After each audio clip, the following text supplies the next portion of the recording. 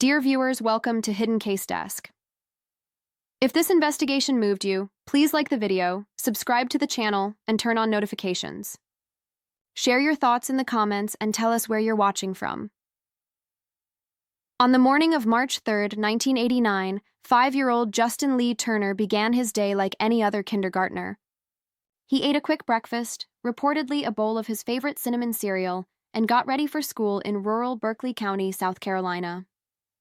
Justin lived with his biological father, Victor Turner, and his stepmother, Pamela Turner, in a modest home near Moncks Corner. His daily routine involved walking down the dirt road to a neighbor's house, where he would catch the school bus along with other local children.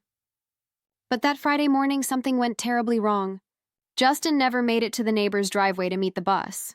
The blonde, blue-eyed boy vanished somewhere along the short path between his front door and the bus stop, leaving no immediate clues as to what had happened.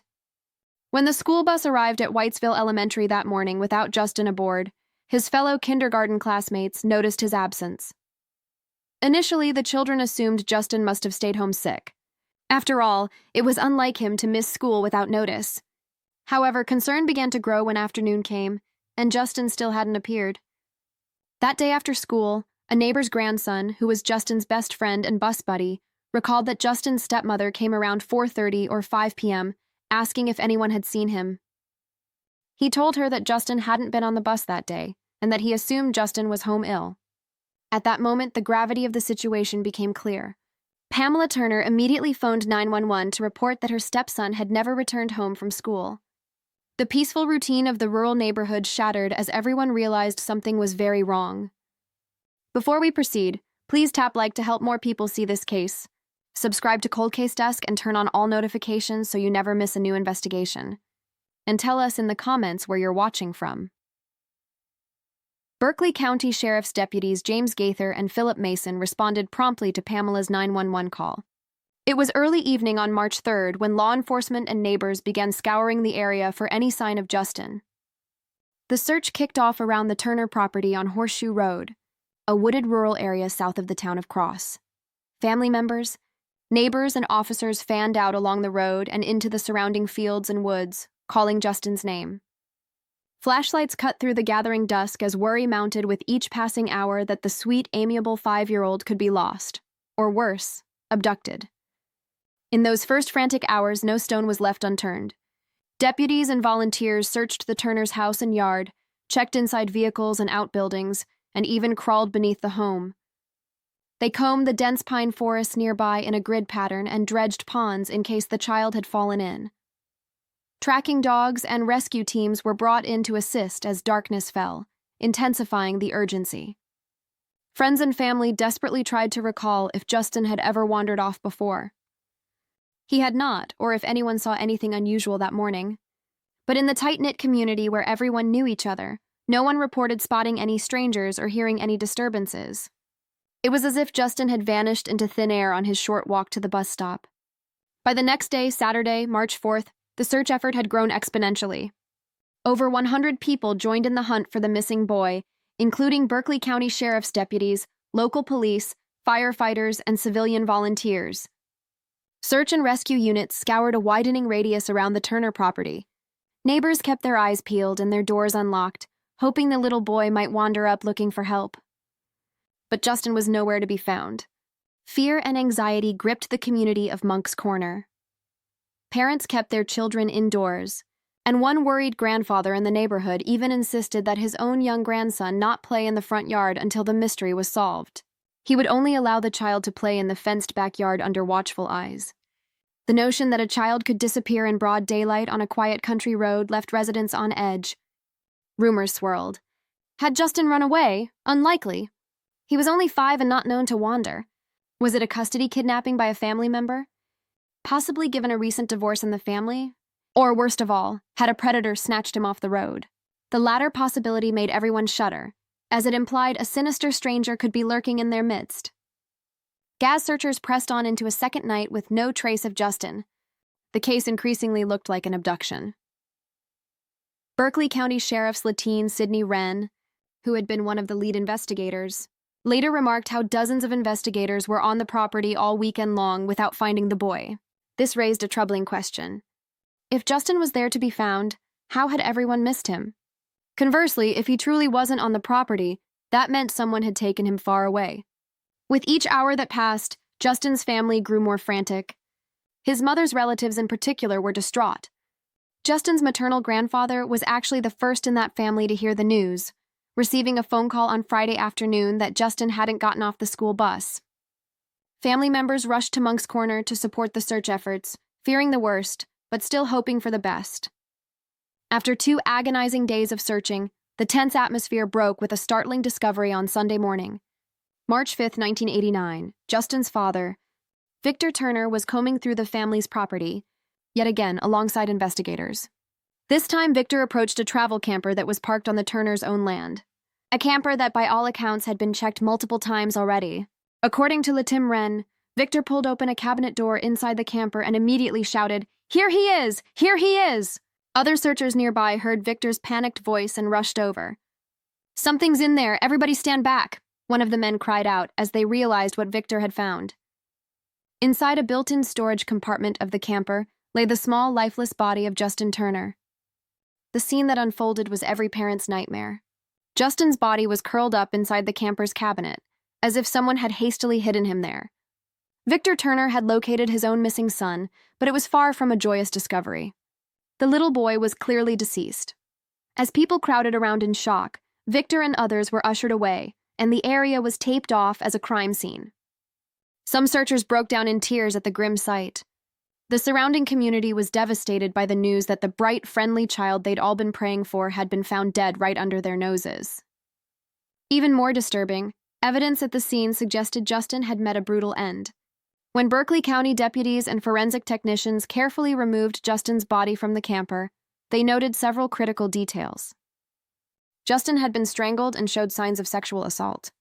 An autopsy would later confirm that the boy had been killed by ligature strangulation, likely with some kind of strap or leash, and he had been sexually violated with a cylindrical object.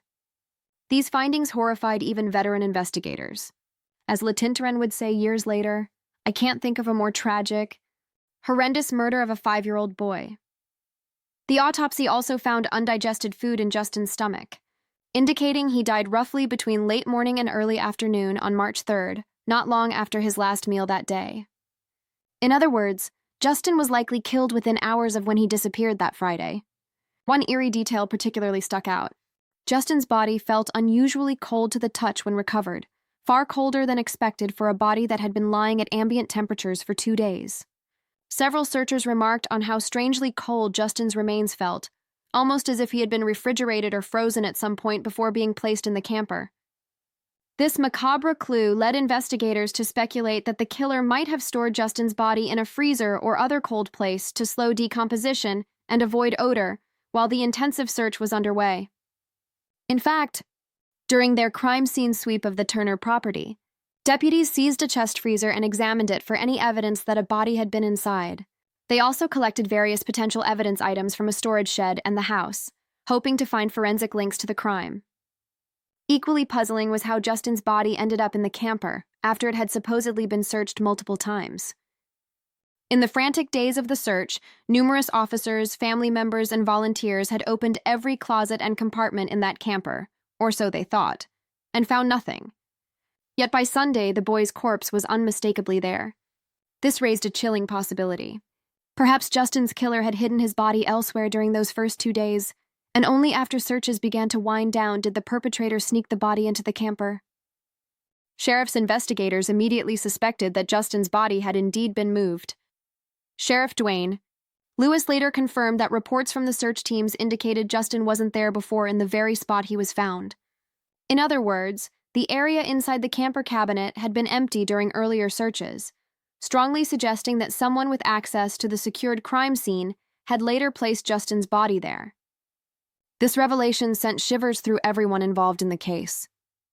If true, it meant that Justin's killer was likely among those who remained in the vicinity during the search. It also implied a brazen effort to stage or conceal the crime under the noses of law enforcement. Investigators noted that Justin's clothing and shoes were remarkably clean, with no mud, grass, or pine needles on them, despite the rural outdoor setting. This indicated Justin probably hadn't been running through the woods or lying exposed outside. Instead, it appeared he had been killed indoors or in a clean area, and then carried to the hiding spot in the camper, already lifeless. The camper itself was on the Turners' private property and usually kept locked. According to a later affidavit, Victor and Pamela Turner were the only individuals with keys and access to that camper before Justin's body was discovered. All of these facts pointed uncomfortably toward an insider being responsible for Justin's death. With the heartbreaking discovery of Justin's body, the missing child case tragically shifted to a homicide investigation. Berkeley County detectives, joined by agents from the South Carolina Law Enforcement Division, SLED, descended on the Turners' property to process the scene. Crime scene tape encircled the camper and the yard as forensic teams gathered evidence late into Sunday night. They swabbed for fingerprints, collected hairs and fibers, and seized items like bedding, clothing, and that household freezer for laboratory analysis. The search for a stranger abductor was now giving way to a harder reality: the likelihood that someone in Justin's own household or social circle had perpetrated this horrific crime. Almost immediately, investigators turned a suspicious eye toward Justin's immediate family, since no outsider had been seen on the rural road that morning, and because of the circumstances of the body's discovery. Justin's biological mother, 26-year-old Vivian Elaine Pace, often called Elaine, was considered at first not as a suspect in murder, but as a potential party to a parental abduction scenario. Elaine and Victor Turner had gone through a bitter divorce a few years prior, with Victor gaining primary custody of Justin, much to Elaine's anguish. Elaine remained a devoted mother within the confines of her custody arrangement, maintaining frequent phone calls and weekend visits with her son, and she had openly wished to regain custody. In cases of missing children, police often look at estranged parents, so authorities initially had to consider whether Elaine, or someone acting for her, might have taken Justin. However, that theory was quickly dispelled. Elaine Pace had a rock-solid alibi for the time of Justin's disappearance. Both she and her new husband Russell, sometimes reported as Randall Pace, were at their jobs in a different town on March 3rd, and hadn't been anywhere near Monk's Corner. When frantic Berkeley County deputies called Elaine at work that Friday, asking if she knew where Justin was, her distraught response was reportedly, "I do not have my son. Will you please find my son?" She rushed to join the search effort along with other maternal relatives. Any notion that Justin's mother had secretly taken him dissolved in her palpable panic and grief. In fact, one of Justin's cousins later recounted riding with Justin's grandfather back to the area as soon as they got the call that Justin was missing, arriving during the active search on March 3rd. Elaine's side of the family was fully cooperative and just as desperate for answers as everyone else. With the biological mother ruled out, attention swung back to the household where Justin lived, his father and stepmother. The idea that Victor or Pamela Turner could harm Justin was an unthinkable shock to those who knew the family. By most accounts, Justin was an affectionate child who loved both his dad and stepmom. There had been no prior reports to social services of abuse or neglect in the Turner home. Nonetheless, detectives could not ignore the red flags now emerging.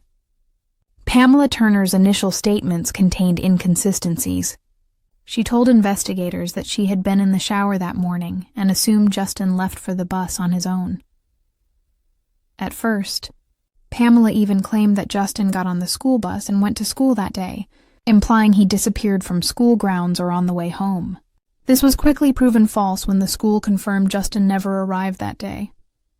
Neighbors also refuted seeing Justin that morning at all. Caught in this lie, Pamela amended her story to simply say she hadn't seen Justin after 11 a.m.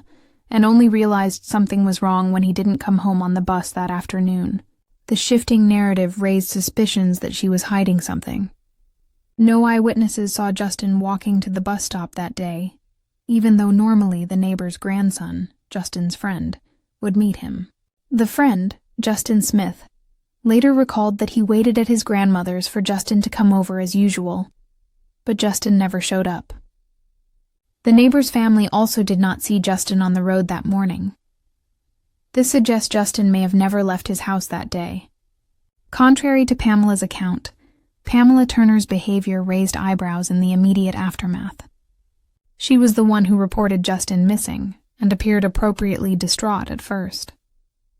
But according to later witness statements, Pamela had actually had a heated confrontation with Justin that morning before his supposed departure. A few people told investigators that they heard or saw Pamela disciplining Justin earlier on March 3rd. Under pressure, Pamela did admit that she'd had an argument with the 5-year-old over his behavior that morning, a detail she hadn't shared initially. If true, this altercation could have been a flashpoint leading to Justin's death.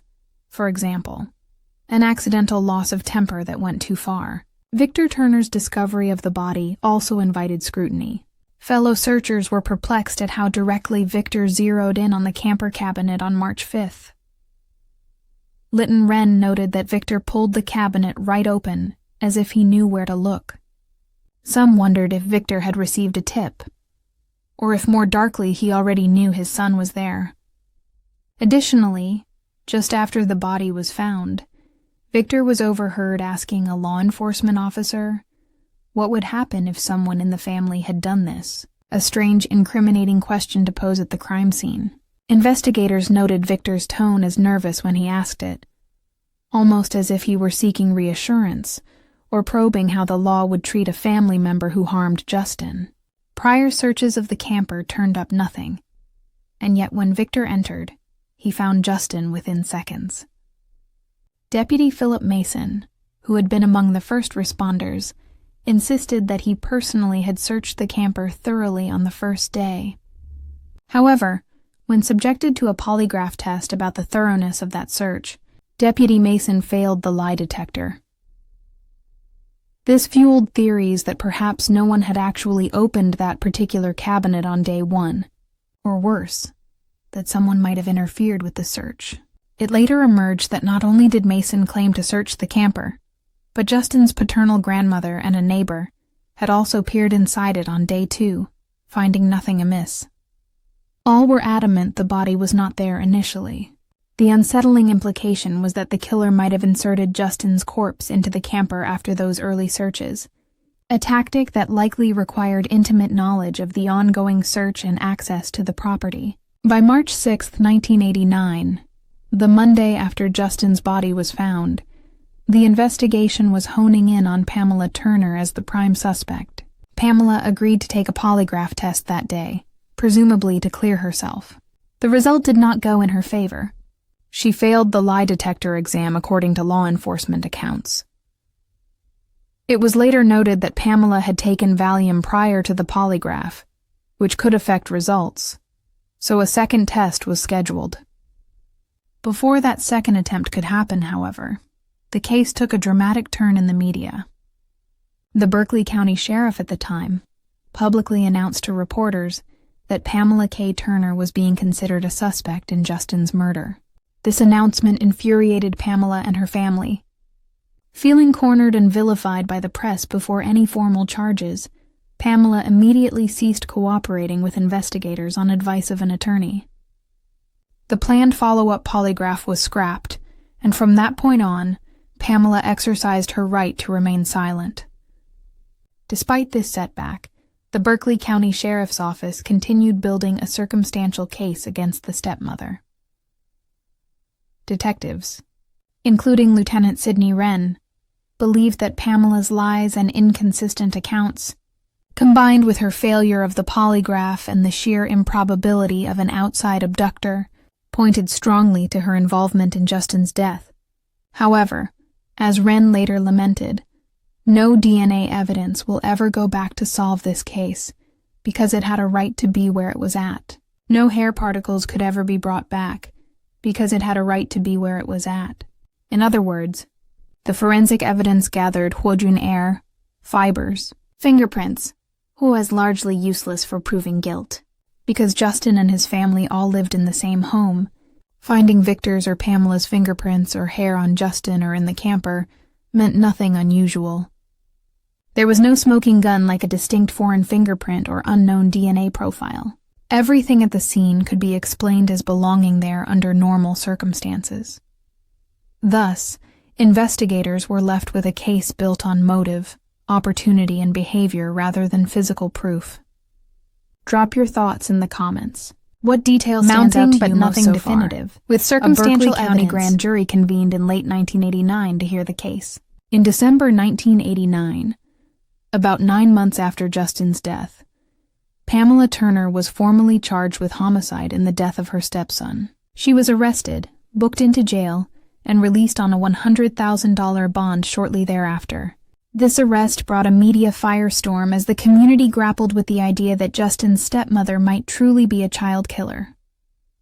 The local newspapers headlined the shocking development, and sentiment in Moncks Corner ran hot. Many were convinced Pamela had done it, and there were even calls for the death penalty if she were proven guilty. Justin's childhood friend Justin Smith would later say, "I hope they find the people who did it and put them in the electric chair." Others who knew Pamela found it hard to accept. She had no history of violence, and caring for Justin was part of her daily life. Pamela steadfastly proclaimed her innocence. Meanwhile, Victor Turner was not charged at that time, although law enforcement had some lingering suspicions about his role, whether in the act itself or in covering it up. It's believed investigators initially lacked enough evidence to implicate Victor, and perhaps they hoped Pamela, if guilty, would crack and confess, possibly implicating Victor if he were involved. But Pamela did not waver.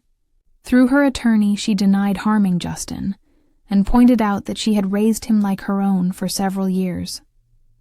The community was sharply divided, and the case was far from airtight. In early 1990, during preliminary proceedings, more details about the crime emerged.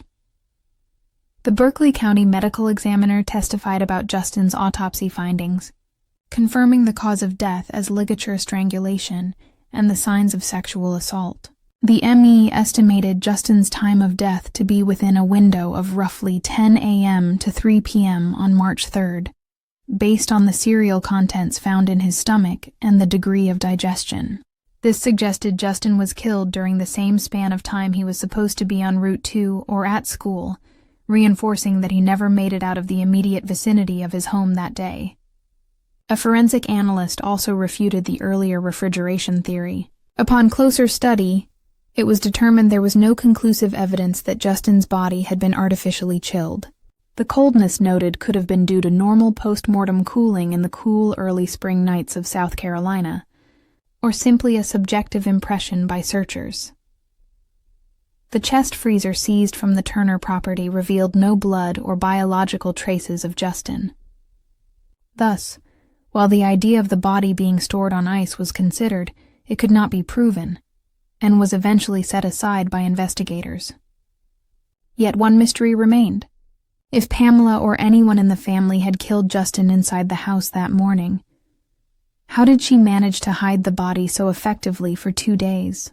The Turners' house had been searched thoroughly, under beds and closets, even the attic. Nothing was found. Some investigators theorized that Justin might have been temporarily hidden in an obscure spot on the property, or even off-site, for example in that storage shed or another vehicle, before being moved to the camper when it was safe. But no one could identify a definitive hiding place. This unanswered question made securing an indictment challenging. In mid-1990, the Berkeley County prosecutors presented the evidence against Pamela K. Turner to a grand jury, seeking to formally indict her for murder. The result was not what the investigators had hoped. The grand jury refused to indict Pamela, meaning they did not find sufficient evidence to send the case to trial. The murder charge against her was dropped. Legally, Pamela was now free of immediate jeopardy, and the case reverted to an unsolved homicide with no one held accountable. Berkeley County Sheriff's Office publicly stated that Pamela Turner would remain a suspect, and that the case was still open. But without an indictment, the momentum of the investigation stalled. Pamela, for her part, was reported to have shown little reaction when the initial arrest warrant was served, and now, after the charge was dropped, she quietly slipped out of the spotlight. In the aftermath, Victor and Pamela Turner essentially shut down all communication with law enforcement. Investigators noted that just days after failing their polygraph exams in 1989, the Turners hired an attorney and ceased answering detectives' questions altogether. Now, with no active charges, the Turners had even less incentive to speak. Not long after, the couple relocated away from Berkeley County, perhaps seeking a fresh start away from the cloud of suspicion. Pamela even legally changed her first name from Pamela to Megan in an effort to distance herself from the infamy attached to her name. Victor and Pamela, now Megan, moved to a different county in South Carolina and lived a low-profile life for the next decades. Notably, they never again contacted the Berkeley County Sheriff's Office to check on the status of the investigation or to inquire if new leads had emerged on Justin's case. To some in law enforcement, this lack of interest from the parents of a murdered child was telling. With the case growing cold, a few other odd leads surfaced over the years but led nowhere.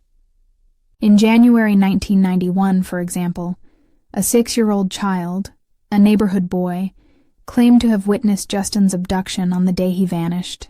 This boy said he saw a man take Justin. However, when detectives interviewed him, it became apparent that his story lacked consistency and was likely influenced by things he'd overheard adults saying.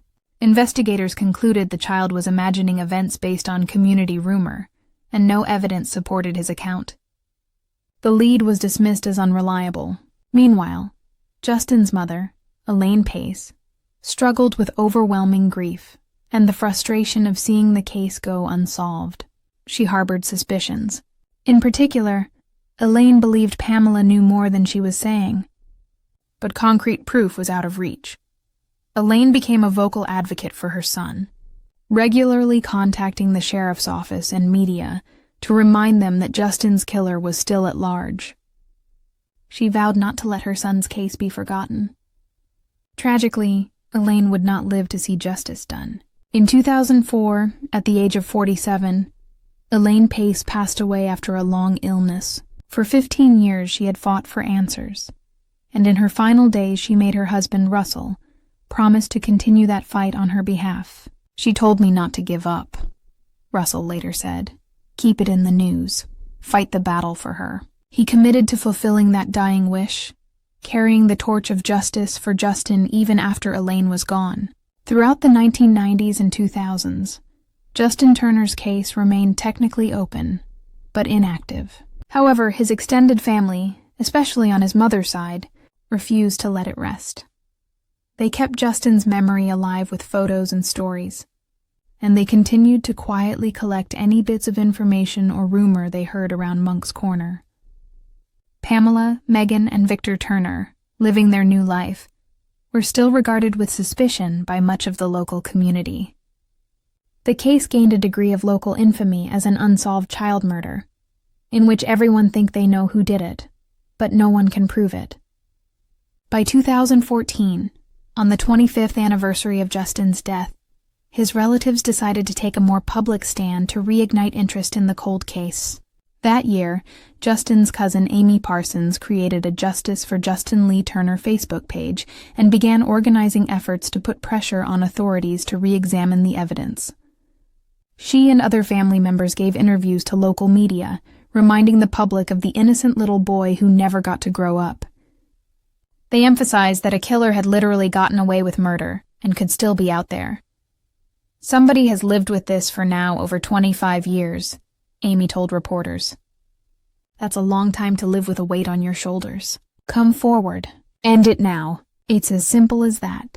Her plea was both to anyone who might know something, and perhaps to the perpetrator's conscience as well. In March 2016, 27 years after the crime, Berkeley County Sheriff Dwayne Lewis met with Justin's family and publicly announced he was reopening the cold case. Sheriff Lewis had taken office in 2015, inheriting a stack of unsolved cases. Justin's case particularly stood out due to its nature and the community interest. In that 2016 meeting, the family, including cousin Amy Parsons and others, shared all their recollections and suspicions with the sheriff's new investigative team. Sheriff Lewis assigned a new set of eyes to review the case file from scratch.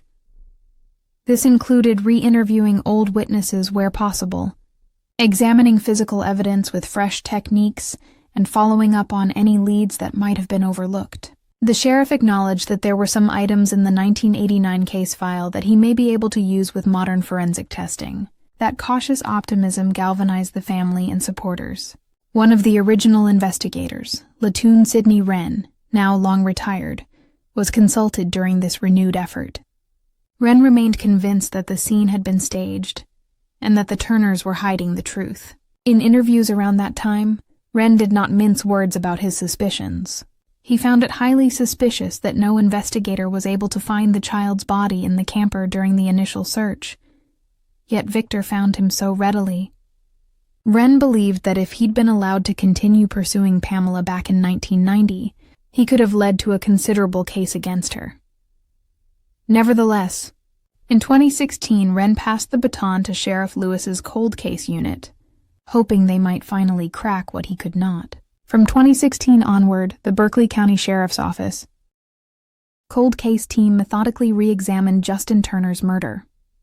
The renewed investigation benefited from technological advancements that hadn't been available in 1989, such as modern DNA profiling, advanced fiber analysis, and computerized databases for offenders. Forensic experts took another look at the physical evidence stored in the case clothing, the suspected ligature, hair samples, etc. In addition, the sheriff's office digitized and reviewed hours of old witness interviews and police reports. Sometimes the passage of decades can loosen tongues or yield new tips, and indeed, a few new leads trickled in. By 2020, over 3 decades after Justin's death, Sheriff Lewis revealed that the cold case team was actively pursuing promising information. One crucial piece of evidence the team scrutinized was the ligature used to strangle Justin. Back in 1989, investigators had noted a strap was likely used, but it wasn't crystal clear what the murder weapon was. A dog leash had been taken from the Turners' home as a potential item of interest, since marks on Justin's neck were consistent with something like a thin strap or cord. The cold case detectives had this leash preserved in evidence. Using modern microscopy and forensic fiber analysis, they discovered that tiny fibers from this leash, or a similar strap in the home, matched fibers embedded in the neck wounds on Justin's body and on his shirt collar. In essence, they finally found a forensic link tying an object from the Turner household to the murder. Sheriff Lewis credited this breakthrough to new technology and forensic medicine, explaining that persistent testing and retesting of evidence over the years had finally gotten what we needed. Investigators felt this was the missing piece that had eluded them decades earlier. Additionally, the reopened case re-emphasized certain facts that had long been known, but now took on greater weight. Justin's body and clothing lacked any soil, or leaves, suggesting he was carried to the camper rather than walking there on his own. Also, the very specific location where the body was concealed, inside a built-in camper cabinet, indicated the person who hid him knew that campers lay out intimately. This wasn't a spot a random passerby would likely choose. It was someone, comfortable on the property, probably even someone who knew the camper was seldom used. According to a probable cause affidavit later filed, Victor and Pamela Turner were the only individuals with keys and regular access to that camper before Justin's body was discovered. All signs still pointed internally. By April 2021, the cold case team felt they had finally gathered enough evidence to make an arrest. They compiled their findings, the fiber analysis, the inconsistencies in the Turners' past statements, the suspicious circumstances of discovery, into a case file for the prosecutors. Sheriff Lewis was confident. In a later statement reflecting on the case, he said, "We know for a fact that Justin was strangled to death. There were ligature marks on his neck. We recovered what we believe to be the evidence of the murder. We have a lot of forensic evidence. We got here because of new technology and forensic science." The stage was set to finally hold someone accountable for the crime that had haunted Berkeley County for over 30 years. On January 9th, 2024, Berkeley County Sheriff's deputies made the move that Justin's family had awaited for so long. They arrested Justin's stepmother, 66-year-old Megan Pamela Turner, and his father, 68-year-old Victor Turner, and charged each of them with 1 count of murder. The arrests took place at the couple's home in Cross Hill, South Carolina, Lawrence County, where they had been living quietly. Both were taken into custody without incident. The news sent shockwaves through the community and made headlines across the state. The 34-year-old cold case of Justin Turner had finally led to charges, and against the very people many had long suspected. Sheriff Lewis held a press conference on January 10, 2024, displaying an image of Justin and announcing the breakthrough arrests. He credited the tireless dedication of his cold case team and advancements in forensics for making the arrest possible. At the press conference, Sheriff Lewis and his investigators outlined some of the evidence that had led to the charges. The fiber match between a ligature in the Turner home and fibers on Justin's body was highlighted as a key new finding. Authorities also referenced strange statements and behavior by the Turners back in 1989 that now, combined with forensic evidence, bolstered the case. For instance, they noted how Victor found the body in the camper within moments of cameras rolling, an eerie moment actually caught on video by a news crew at the time, which suggested for knowledge. They reminded the public of Victor's and Pamela's lies during the initial investigation, such as the bus story, and how those had impeded justice. One particularly damning piece of the affidavit was the detail that Victor Turner discovered Justin's body within seconds of entering the camper, immediately calling out as soon as he opened the cabinet. Investigators argued this was beyond coincidence, implying Victor likely knew his son's body was there. Additionally, it was revealed that multiple witnesses back in 1989 had reported incriminating statements from the Turners. For example, at least one neighbor recalled Pamela making a disturbing comment, implying she'd had a big fight with Justin that she won. A chilling way to describe an encounter with a child. Another witness remembered one of the Turners asking hypothetically what would happen to someone who didn't live there, versus a family member if they were responsible, insinuating the Turners themselves were trying to gauge how much suspicion was on insiders. All these pieces, prosecutors believed, established probable cause that Victor and Pamela Megan Turner were jointly involved in Justin's murder. After their arrests, Victor and Megan Turner were transported back to Berkeley County to face the charges. At a bond hearing in February 2024, both defendants appeared before a judge.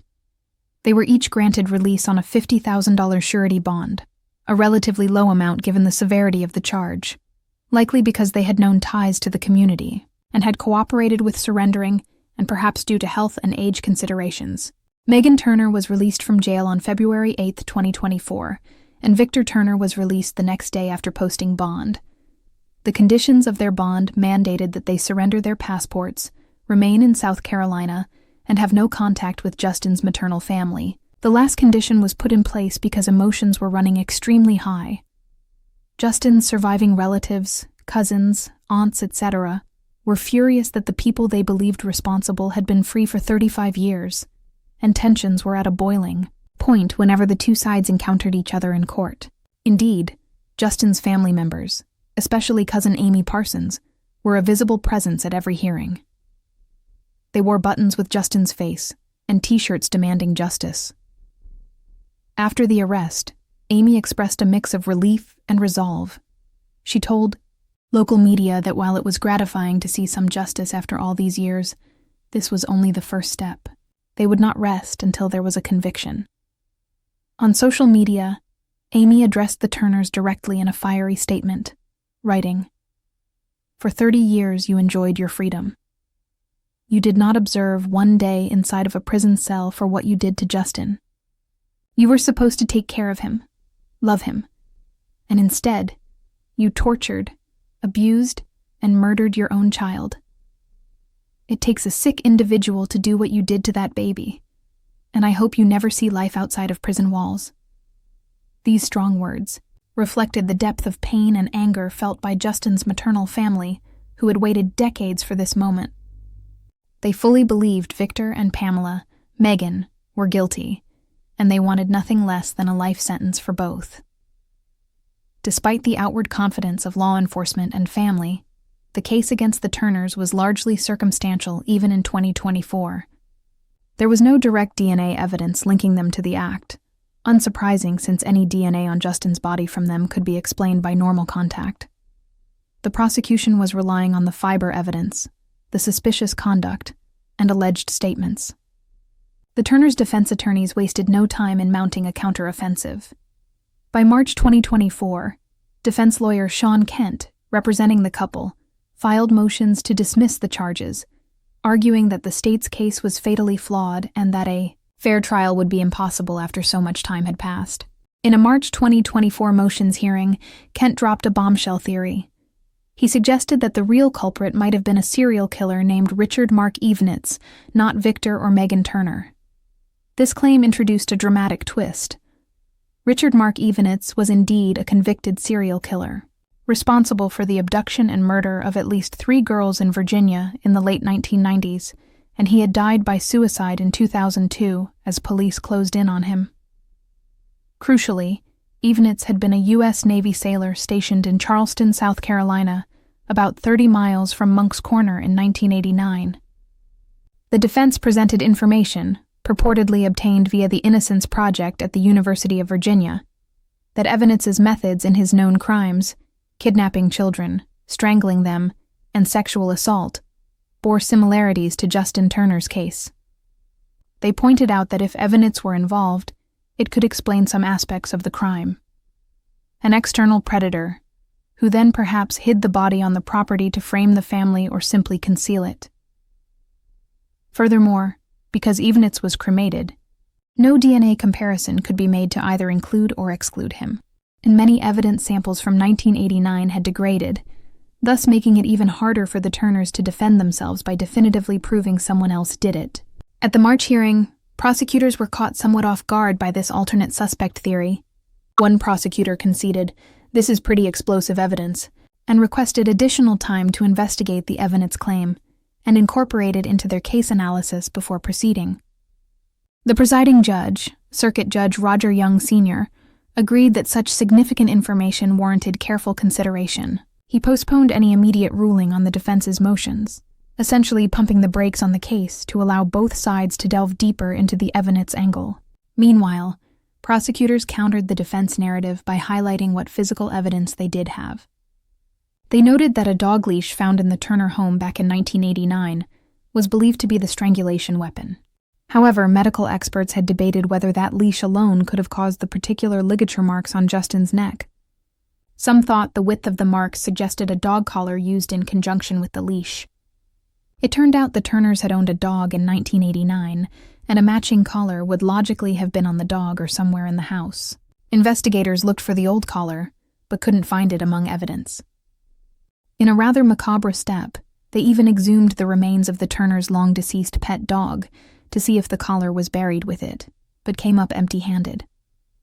The defense seized on this to argue that the state was changing theories on the fly, initially saying it was a leash, now speculating about a collar, and that crucial items like the collar were no longer available for examination by the defense due to the passage of time. This, Kent argued, was prejudicial and unfair. Through the spring of 2024, as pretrial legal battles raged, Justin's family braced themselves for either a long-awaited justice or another bitter disappointment. On one hand, they had faith in the new sheriff's determination and the evidence pointing to the Turners. On the other hand, the defense was clearly working hard to dismantle the case. Outside the courtroom, emotions ran high. One family member was quoted saying, "It's just hard to believe that the person who did it can live their life for 25, now 35 years, knowing and thinking that they got away with it. It's mind-boggling." This reflected the family's belief that the Turners had been essentially getting away with murder for decades, and their incredulity that the couple might still evade punishment. In June 2024, the case of South Carolina versus Victor Turner and Megan Turner took a dramatic and final turn. On June 7, 2024, Judge Roger Young issued his decision on the defense's motion to dismiss, and it was a decision that stunned Justin's family and investigators. The judge granted the motion and threw out the murder charges against Victor and Megan Turner, citing fundamental issues of fairness and a lack of new evidence. Judge Young ruled that proceeding to trial 35 years after the crime would violate the defendant's rights. The judge's order painstakingly explained the reasoning. First, he noted that the prosecution had not actually presented any truly new evidence against the Turners, only new interpretations of existing evidence. The fiber analysis from 2021, while new in technique, was based on fibers and items that had been available since 1989. Theoretically, the state could have examined them back then. Using a microscope decades later was not the same as discovering a brand new piece of evidence. Second, and most importantly, Judge Young highlighted the issue of lost evidence and deceased witnesses. Over 3 decades, many of the key figures in the investigation had died or were unable to testify. By 2024, it was reported that more than 20 potential witnesses were dead or otherwise unavailable. This included at least one of the original deputies, possibly the medical examiner, and certainly Justin's mother, Elaine, who, while not a witness to the crime, could speak to context. The defense argued, and the judge agreed that this severely hampered the Turners' ability to receive a fair trial. For instance, various neighbors had allegedly heard incriminating statements back in 1989, like the fight or the questions the Turners asked, but now those neighbors were not around to be cross-examined on the stand. A trial would thus rely on second-hand or recorded statements without the live witnesses, which is inherently prejudicial to the defense. The judge wrote that the unavailability of those witnesses for cross-examination would be highly prejudicial, and that the defendants could not adequately challenge the old evidence in these circumstances. Judge Young also pointed to investigative missteps. He noted that the original detectives had perhaps changed interpretations of evidence over the years, and that mistakes made in 1989 in preserving evidence could never be remedied now. For example, had the crime scene been better secured from the start, or had forensic technology been what it is today, things might be different. But one cannot conduct a 21st century trial on a 20th century investigation without running into problems. The judge emphasized that the delay in filing charges, especially against Victor, who was not charged in 1990, caused actual prejudice to their ability to defend themselves. In essence, if the state suspected Victor back then, waiting 34 years to charge him was unjust. Finally, Judge Young took the rare step of barring prosecutors from ever charging Victor or Megan Turner again in connection with Justin's murder. This dismissal was with prejudice, meaning the case is legally closed unless successfully appealed. He reasoned that it would simply be impossible to have a fair trial under any circumstances now, so continuing to leave the Turners under a cloud of possible future prosecution would also be unjust. This decision meant that, in the eyes of the law, Victor and Megan Turner are cleared of the murder and will not face another trial for it. The reaction to this outcome was intensely emotional and polarized. The Turners themselves, now officially free, spoke out publicly for the first time in decades. "It's been a living hell," Megan Turner said, "of living under suspicion for 35 years. She described how she changed her name and tried to hide from the infamy, always fearing someone would recognize her. She claimed that from the beginning, investigators had it in for her and Victor. Everything went so wrong with the investigation. If we said anything, they tried to turn it against us," she lamented. Victor Turner, while expressing relief that the legal ordeal was over, voiced bitterness that the focus on them had meant, "We really won't ever know too much about what happened. All I wanted was to get the person who did this." He felt that by zeroing in on the family early on, law enforcement failed to investigate other leads that might have caught the real killer. The Turners maintained their innocence steadfastly, as they always had. On the other side, Justin's surviving family members were disconsolate and furious. In a statement released through the Ninth Circuit Solicitor's Office, Prosecutor Scarlett Wilson's office, the family said, "Today, our justice system failed an innocent 5-year-old boy. The ones responsible for Justin's death had the chance to face justice here, but instead chose to stay silent and will face the final justice handed out by God for eternity." They thanked Sheriff Lewis and his cold case team for fighting for Justin and expressed deep disappointment that legal technicalities thwarted a jury from hearing the case. They vowed, "My fight for Justin will never stop," indicating they would continue to seek ways to hold the guilty accountable, even if only in the court of public opinion. To them, the evidence, though circumstantial, was overwhelming in pointing to Victor and Megan. Prosecutor Scarlett Wilson also released a thoughtful statement acknowledging the outcome.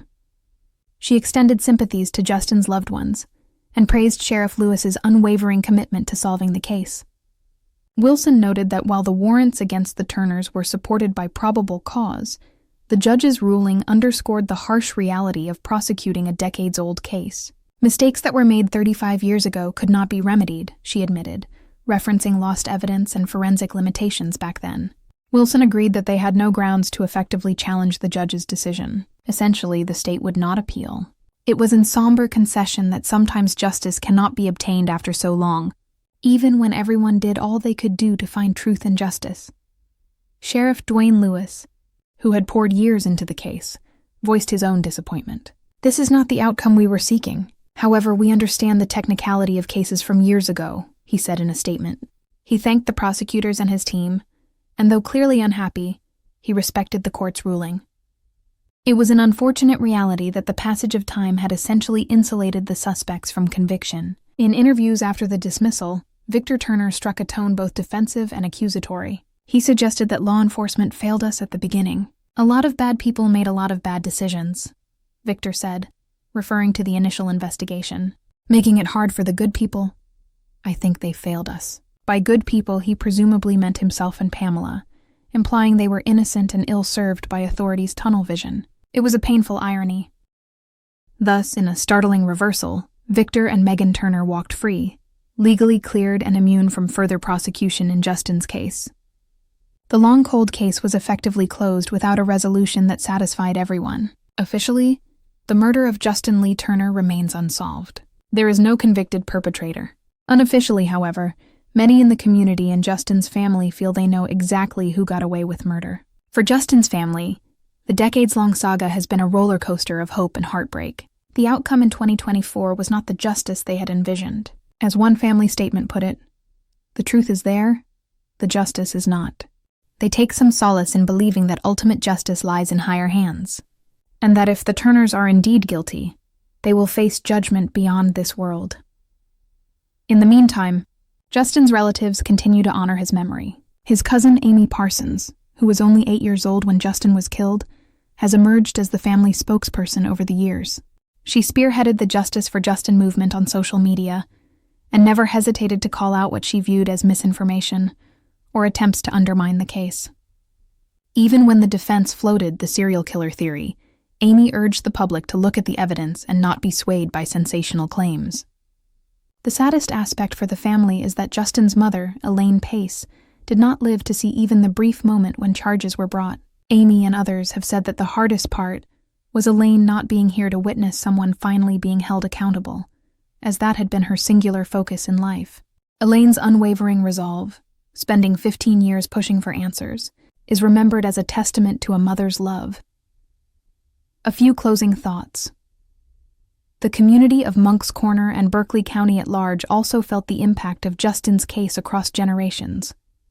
What happened to Justin in 1989 changed local parenting norms. Suddenly, families who once allowed kids to roam freely in the neighborhood kept them much closer. The idea that a child could vanish and be murdered in their community, possibly by someone they knew, was a lasting trauma. Even after the Turners' charges were dropped, many locals remained convinced of their guilt. To them, the legal concept of innocent until proven guilty is cold comfort in a case where the proof never came. There is a lingering sense that a little boy was failed, perhaps by his guardians, and then by the system meant to deliver him justice. Yet Justin Lee Turner's short life continues to be remembered. He was laid to rest in Somerville Cemetery in Dorchester County, SC, not far from his mother Elaine's gravesite. At his funeral in March 1989, over 200 mourners came to say goodbye, a reflection of how deeply the tragedy had touched people. The small casket was surrounded by some of Justin's favorite toys and belongings, tokens of the childhood that was stolen from him. Instead of celebrating graduations, birthdays, and milestones, Justin's family has only a frozen memory of a forever 5-year-old boy. They recall Justin as a vibrant, innocent child who loved to play and laugh, and who brightened the lives of those around him in his brief time on Earth. Even today, more than 36 years later, one can visit Justin's grave and see flowers or toys left by loved ones, or even strangers who know his story. Justin's childhood friend. Justin Smith, the boy who waited for him at the bus stop that fateful morning, has a tattoo of Justin Turner's face on his calf, a permanent tribute to his lost friend. Smith, now an adult, still visits the grave, and has said not a day goes by that he doesn't think of his buddy and wonder what really happened. In early 2024, when the charges were first announced, one of Justin's relatives said, "I'm hoping and praying that Justin is looking down from heaven rejoicing that today there's some justice." They believed Justin's spirit could finally be at peace, knowing that the truth was coming to light. Unfortunately, the subsequent dismissal of the case complicated that hope. Whether justice was truly served is a matter of perspective. For the Turners, justice meant being exonerated after decades of hell. For Justin's family, justice meant a conviction that never materialized. What remains unequivocal is the loss of a beautiful young life. Justin Lee Turner's story stands as a sobering example of how a case can haunt a family and a community for generations. It underscores the importance of meticulous investigation and evidence preservation, as those first days can determine the path of a case decades later. It's also a story of a family's undying love and advocacy. Justin's relatives did everything in their power to speak for a boy who could no longer speak for himself. Though the legal case is closed, the cold case of Justin Turner will forever live on in local lore and in the hearts of those who remember the little boy with the shy smile. His family continues to keep his memory alive, certain of one thing: Justin deserves so much more from life, and they will love him always. And perhaps that is the final form of justice, that Justin Lee Turner is not forgotten, and that those who loved him remain united in seeking the truth in his honor. If you found this investigation useful, please like the video, subscribe to Cold Case Desk, and share it to keep Justin's story alive. Comment your take on the evidence and which lead you'd pursue next. Thank you for supporting thorough, respectful true crime reporting.